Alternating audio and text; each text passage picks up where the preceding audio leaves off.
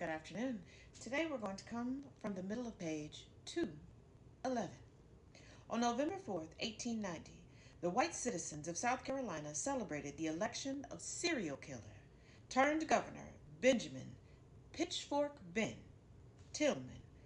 White South Carolinians were aware of Tillman's penchant for mass murder, beginning with his time as a recruiter for the Sweetwater Sabre Club, a clandestine paramilitary fraternity devoted to killing as many black people as they could. Tillman had already been indicted for murdering at least 6 black men in Aiken County, South Carolina, after the leading white men of Edgefield decided to provoke a riot and teach the Negroes a lesson by having the whites demonstrate their superiority by killing as many of them as was justifiable. The future governor gained even more fame when his club members assassinated black state representative Simon Coker as he knelt in prayer.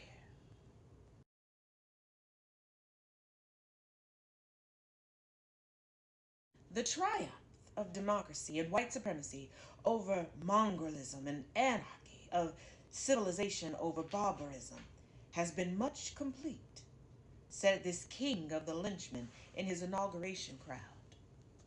The whites have absolute control of the state government, and we intend at any and all hazards to retain it. The intelligent exercise of the right of suffrage is as yet beyond the capacity of the vast majority of colored men. We deny, without regard to color, that all men are created equal. It is not true now, and was not true when Jefferson wrote it. Following this amateur career as a serial killer in his term as governor, Tillman represented South Carolina in the U.S. Senate until he died in 1918. Tillman was just one of many ethnic cleansers elected after Reconstruction.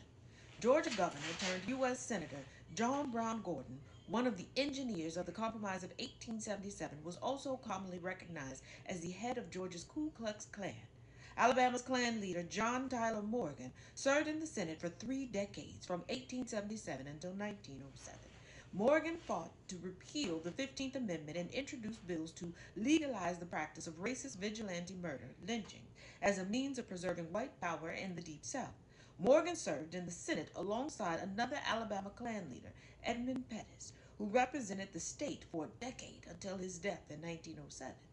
Tennessee Congressman George W. Gordon doubled as the state's Grand Dragon and had written the precept for the Ku Klux Klan.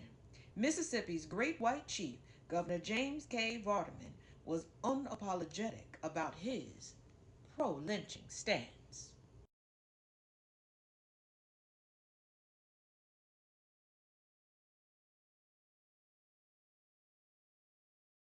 There is no use to equivocate or lie about the matter.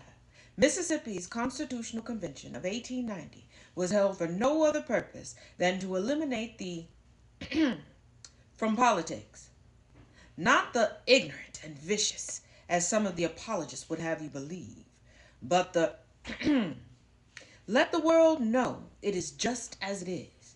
In Mississippi, we have in our Constitution legislated against the racial peculiarities of the Negro. When that device fails, we will resort to something else.